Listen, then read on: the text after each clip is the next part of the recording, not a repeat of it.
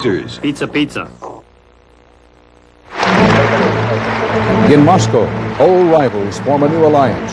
Anti-communist protesters march on party headquarters, and in the Baltics, a communist icon. Going, gone. This is the CBS Evening News. Dan Rather reporting. Good evening. Mikhail Gorbachev survived the coup, and today the bill came due. The Soviet president was forced to give up a good deal of his power to Boris Yeltsin, and the power of the Soviet Communist Party is fading fast. Our coverage begins with correspondent Anthony Mason in Moscow. Boris Yeltsin welcomed back Mikhail Gorbachev today, but the Russian president now clearly controls the country. As Gorbachev carried out a sweeping purge of coup supporters, Yeltsin unleashed a ruthless campaign to crush the Communist Party. This morning, the headquarters of the party's once all-powerful Central Committee was ordered sealed off and communications cut. They have committed suicide, the leaders of the party. Collective suicide. Overnight, the statue of the KGB's founder disappeared from its pedestal. Symbols weren't all that topple. Foreign Minister Alexander Besmertnik, silent during the coup, was given his walking papers. Parliamentary Speaker Anatoly Lukyanov, Gorbachev's schoolmate, was accused of organizing the plot and suspended. General Michael Moiseyev, named defense minister by Gorbachev yesterday, fired by Yeltsin today. And the Communist Party mouthpiece, Pravda, and 5 other newspapers were shut down for actively supporting the putsch. Gorbachev put his name to many of the decrees, but it looked like Yeltsin was giving him a script, and Gorbachev had no choice but to read it. In a dramatic session in the Russian parliament, the Soviet president was repeatedly challenged. The Communist Party, said this deputy, should be disbanded as a criminal organization. I don't agree with you, Gorbachev said, but soon after, Yeltsin broke into the proceedings. Let's take a break now and let me sign a decree suspending the Russian Communist Party. Parliament was delighted, but Gorbachev protested. The entire party did not support the plot. Banning it would be a serious mistake. On national television, Gorbachev looked painfully out of touch. I really think he's finished as a leader of this country. He has no support anymore at all. He's not come back a hero. He's not come back a martyr. People are happy he's alive, but they think he's responsible because of his lack of judgment. The new Russian flag has already invaded the airspace over the Kremlin, and this morning KGB workers tried to scrub the stubborn stain of graffiti from their headquarters, but the dirt would not wash. The Communist Party is really and truly on the run tonight, and the only person who seems unable to understand that is Gorbachev himself. He may have survived the coup, but it looks increasingly unlikely he'll be able to hold on to power in its aftermath. Dan? Well, Anthony, the pace of all this is so dizzying. Is Gorbachev, for all intents and purposes, through? Well, there are very few people who feel that he isn't, Dan. Even some of his closest friends are saying that the reforms have passed him by now, that he can't possibly regain power. At best, they hope that he might be able to stay on to help Yeltsin, perhaps until national elections are held. And even then, they say, he's going to have to back away from the Communist Party. Dan? Anthony Mason, live and operating under different circumstances in Moscow, thanks. In what's now become a familiar scene, Soviet citizens took to the streets of Moscow again today, and again there were angry attacks on the symbols of communist power. Our chief European correspondent, Tom Fenton, is standing by outside the Russian Parliament building. Tom? Dan, I witnessed a second coup today in Moscow. It was inspired by Yeltsin, forced on Gorbachev, and carried out by the mayor and citizens of Moscow.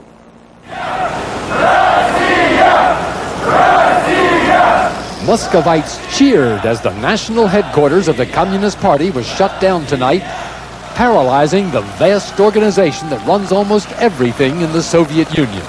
As seen in this exclusive CBS News footage, doors were barred in the huge Central Committee building and files were sealed. They are to be held for a special investigation.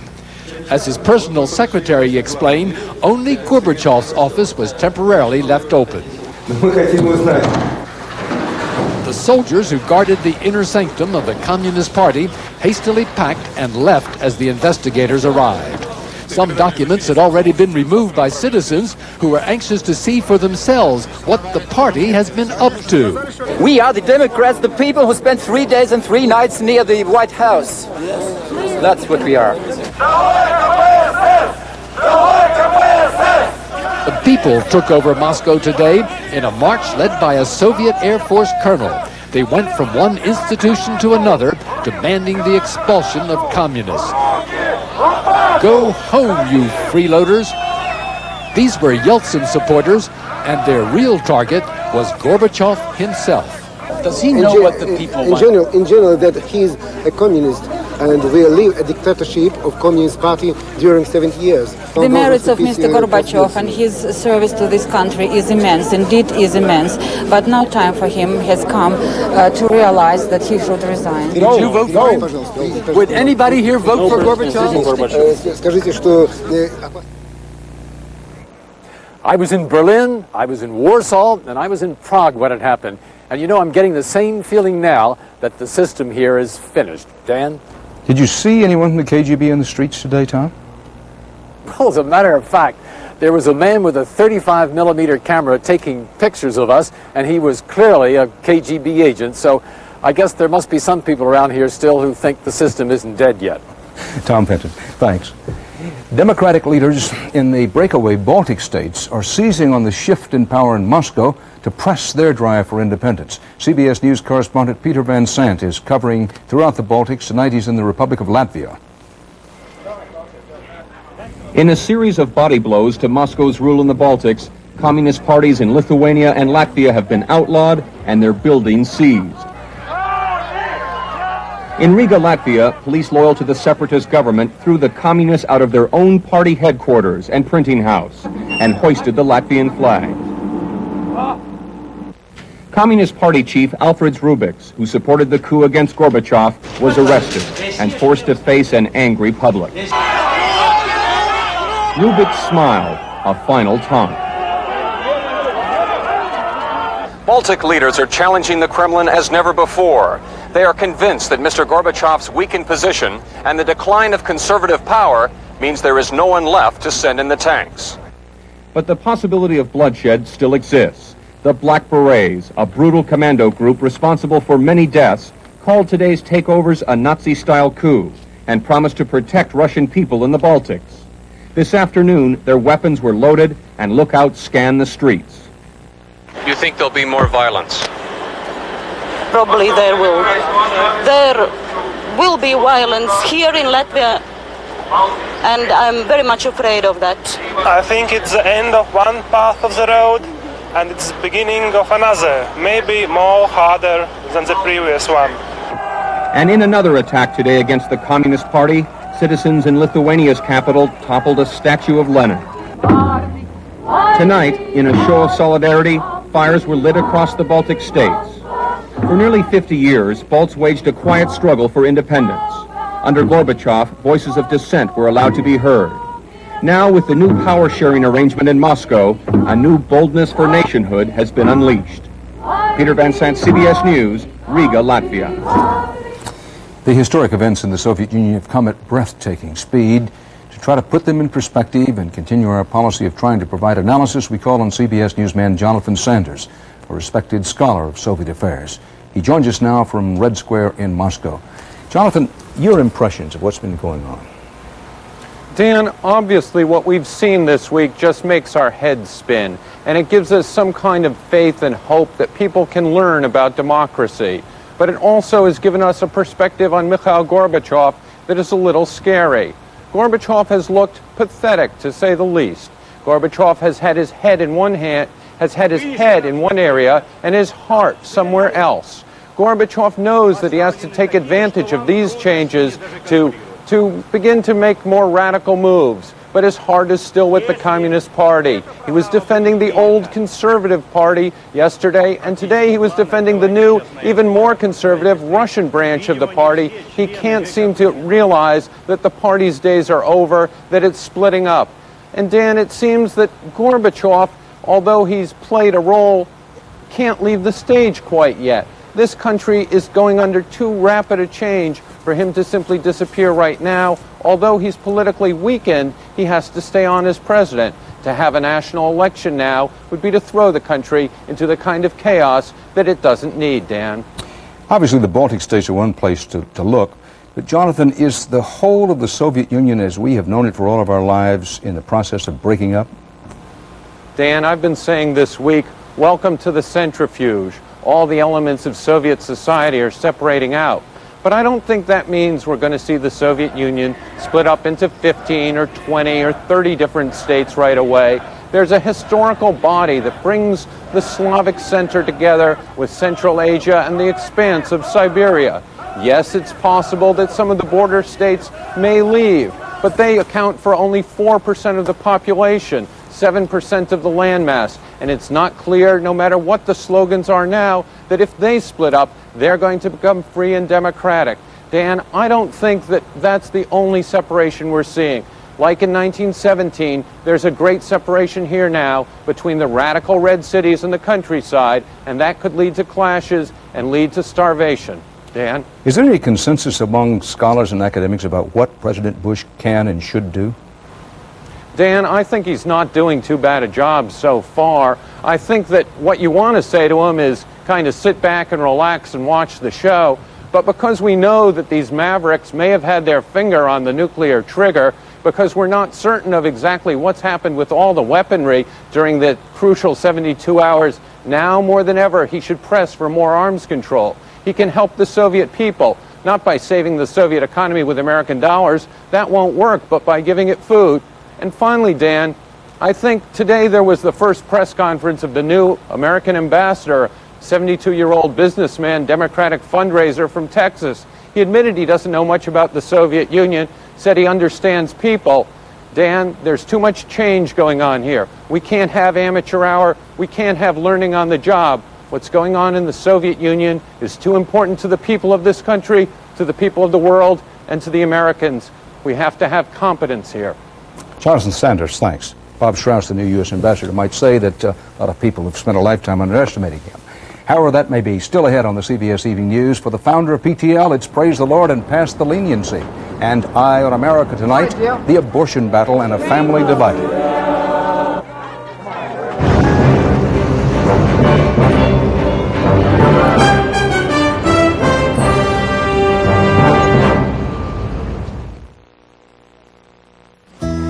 If you don't get to sleep, I won't get to sleep. Nitol safely helps you fall asleep fast, so you can get your Z's. Nitol or maximum strength Nitol. Nitol will help you get your Z's. I think I'll make fresh dressing. Good seasons? Mm-hmm. Which oil? Pick a light one.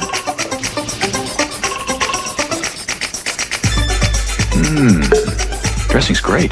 Good seasons, you make it fresh, you make it best. You just couldn't resist eating the last of that crunchy, sweet crackling oat bran. How do you avoid being blamed? Hey, Tiger. You never saw Daddy eat the crackling oat bran. Hiya, sweetie. You didn't eat all the crackling oat bran, did you? With the crunchy, sweet taste of Kellogg's crackling oat bran, an open box is an empty box. Former television preacher Jim Bakker did not have all his prayers answered by a federal court judge in North Carolina today, but he did win a big cut in his 45-year prison sentence for fraud and conspiracy. Aaron Hayes has more about Jim Bakker's new Judgment Day. It was far from what he had hoped the day would bring. Reverend Jim Bakker was sent back to prison with a stiff sentence of 18 years. His attorneys had hoped for much less, but said Bakker took it calmly. And he wanted me to express to all of you that his faith in the Lord is still just as strong as it's ever been. His wife, Tammy Faye, broke into deep sobs in the courtroom when the sentence was read, but later, before reporters, spoke quietly.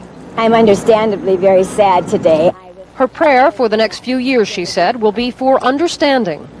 God grant me the serenity to accept the things I cannot change, to change the things I can, and the wisdom to know the difference.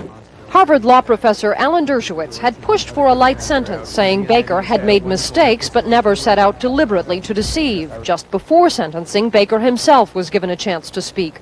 With his voice at times trembling, he for the first time firmly accepted responsibility for problems at his PTL ministry, saying, "I am deeply and seriously remorseful for my moral failure. I do not blame anyone else."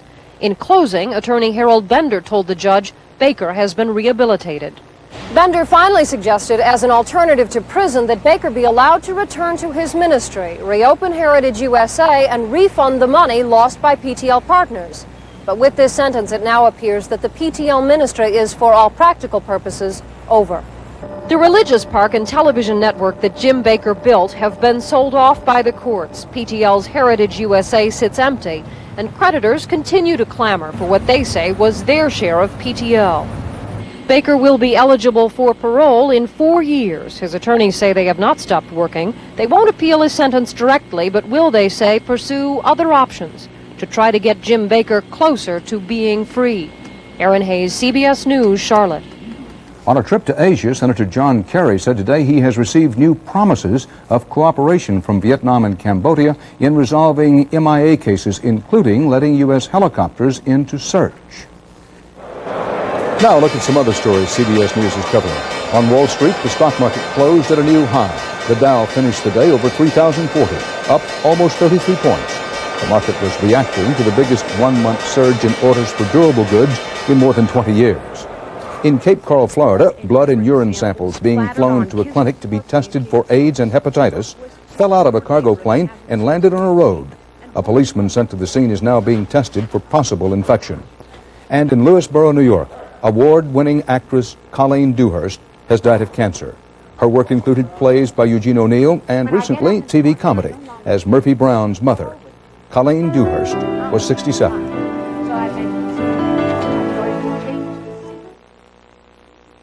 Listen to this. New Depend with Absorb Black Plus is truly making a difference. Dear June, when the local daycare asked for help, I thought, I can do this. But June, it wouldn't have been possible without Depend. New double-layered Absorb Black Plus makes this our best protection yet. The top layer absorbs, the quilted layer locks liquid away. I knew I could give something to those kids, but I couldn't believe how much they gave me. Get back into life. One use of STP fuel injector cleaner helps remove clogging deposits, and that should be of passing interest to a lot of drivers. STP fuel injector cleaner. If your doctor has recommended Metamucil and you like the results, but you don't like those glasses of thick liquid, change to FiberCon. Get the same fiber action in easy-to-swallow tablets. Get doctor-recommended FiberCon. We know there are lots of things you do to improve your pet's quality of life. We do them too. The Hearts 2-in-1 Flea and Tick Collar kills fleas. It also kills ticks that carry Lyme disease, and even the ones that don't. The Hearts 2-in-1 Flea and Tick Collar is good for up to 5 months, rain or shine. Helping to improve your pet's quality of life is your responsibility. Helping you do that is Hearts. The best reporter in Moscow joins the best team in television to add his special touch to just about the best story we ever remember covering. 60 Minutes, Sunday. At least 80 more anti-abortion demonstrators who call themselves pro-life were arrested in Wichita, Kansas today for blocking a clinic. In tonight's Eye on America, a different perspective on this divisive issue. Correspondent Bob McNamara reports on the battle over abortion hitting home. We have 5 seconds to leave this location. You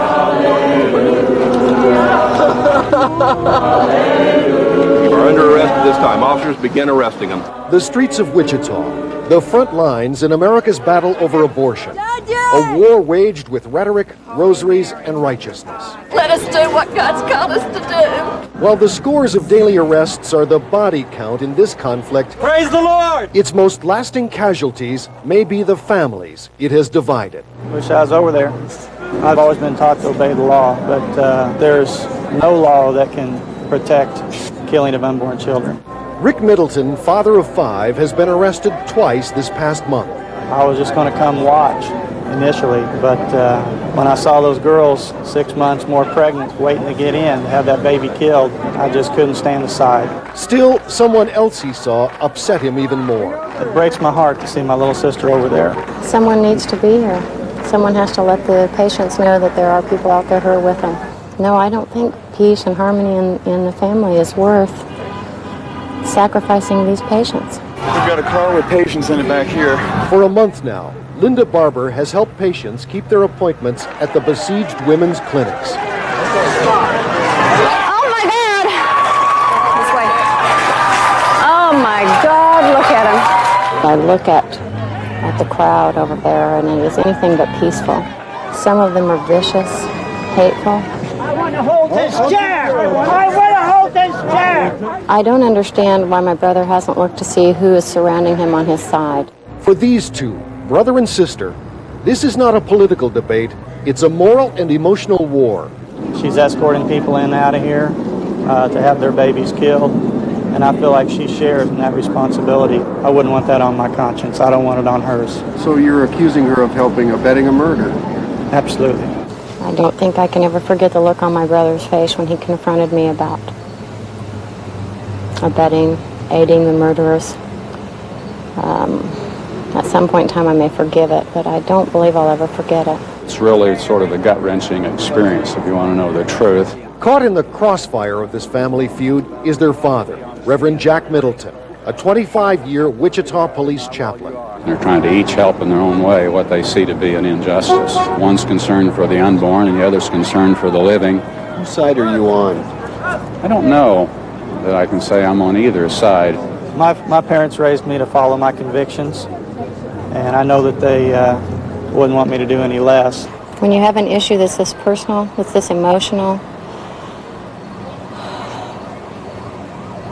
I don't see any way it can keep from splitting families. How do you feel about it dividing the family? No, I don't like it, but I could probably thank Randall Terry for that. We just say, God, please be merciful to us. This is America's second civil war. Our activities give us political firepower. We are staying in Wichita! For those whose objectives are political power and issue celebrity, Wichita is one more skirmish in the nation's abortion war. But for the foot soldiers on both sides, for the families divided by the fight, the wounds of this war may linger lifetimes. Bob McNamara, CBS News, Wichita.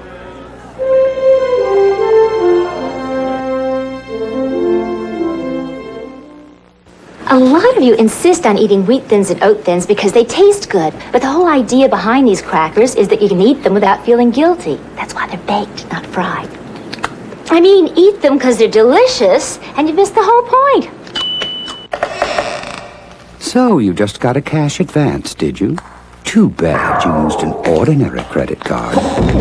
Because you could be carrying some very heavy interest charges. Why not carry the Discover card? Just pay your full monthly balance and a small transaction fee, and we'll forget the interest. Which means our money comes with no strings attached. It pays to Discover. Did you know that when Alexander Graham Bell was about to invent the telephone, he stopped work because he ran out of money? Today at AT&T, we understand how important money is to a small business. So we developed AT&T Pro Watts, our discount calling plan that gives you AT&T quality at extremely competitive prices. At AT&T, almost half our business comes from small business. When you succeed, we succeed. I need a laxative that can work dependably. Doxadan can. But can it be gentle? Doxadan can. Doxadan works dependably overnight with a special ingredient for gentle relief. Dependable? Yes. Gentle? Yes. Doxadan can. Saturday, the reigning world champion Reds, fighting to stay in the pennant race, take on the New York Mets. Baseball's biggest moments are on CBS. Here are tomorrow's headlines about what's happening in the Soviet Union. Yeltsin is surging, Gorbachev struggling. Yeltsin and Gorbachev announce a whole new power-sharing arrangement. the Communist Party stripped of much of its power on a wave of public anger at the party's role during the coup. And in Lithuania, another symbol of communism, a statue of Lenin himself, is toppled. A remarkable week in the history of the world. As we leave you tonight, we salute the people who helped us cover it, working behind the scenes, the, yes, historic scenes. Mikhail Gorbachev is now on vacation. He is undergoing treatment.